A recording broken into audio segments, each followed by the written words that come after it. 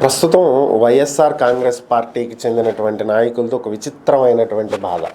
అది గెలిచినటువంటి ఎమ్మెల్యేలు, ఓడిపోయినటువంటి ఎమ్మెల్యేలు, మాజీ ఎమ్మెల్యేలు, మాజీ మంత్రులు అందరిది కూడా పాపం ఇదే బాధ. ఏంటంటే పరిస్థితి గత 5 ఏళ్లలో 2019 నుంచి 2024 వరకు కూడా ప్రజలు ఎన్నుకున్నది జగన్ అయితే, ముఖ్యమంత్రిని చేసింది జగన్ అయితే, ముఖ్యమంత్రిగా వ్యవహరించింది మాత్రం వేరు. ఎవరు? సజ్జల రామకృష్ణారెడ్డి.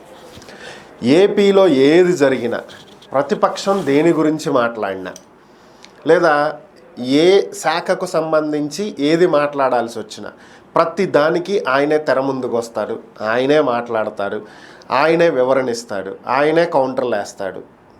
ఇదే గత 5 ఏళ్ళు ప్రజలు చూసింది. దీన్నే ప్రతిపక్షాలు కూడా సకల శాఖ మంత్రి అని చెప్పి పేరు పెట్టినటువంటి పరిస్థితి.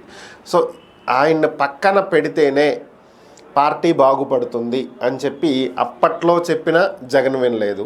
ఇప్పుడు ఓడిపోయి 11 సీట్లకు పరిమితమైన ఈరోజు కూడా జగన్ వినట్లేదు.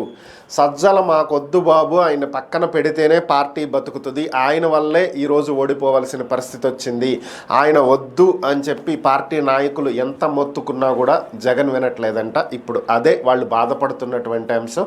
ఇంకా ఈ నెల 8వ తేదీన పెద్ద ఆయన పాపం దివంగత నేత వైఎస్ రాజశేఖర రెడ్డి గారి 75వ జయంతి కార్యక్రమాలను ఘనంగా వైసీపీ నిర్వహించాలని చెప్పి భావిస్తుంది. సో దీనికి సంబంధించి ఒక సమావేశం ఏర్పాటు చేసుకోవాలనుకున్నారు. సో ఓవరాల్గా మరలా పార్టీ నేతలందరికీ, జిల్లా కన్వీనర్లకి, అలాగే నియోజకవర్గ కన్వీనర్లకి, నియోజకవర్గ ఇన్ఛార్జీలకి, మండల స్థాయి కన్వీనర్లకి, మొత్తం అందరికీ కూడా మెసేజ్లు వెళ్ళినాయంట. మరి కొద్దిసేపట్లో వీడియో కాన్ఫరెన్స్లో సజ్జల రామకృష్ణారెడ్డి గారు వీళ్ళందరితో మాట్లాడతారు, కనెక్ట్ అవ్వాలని.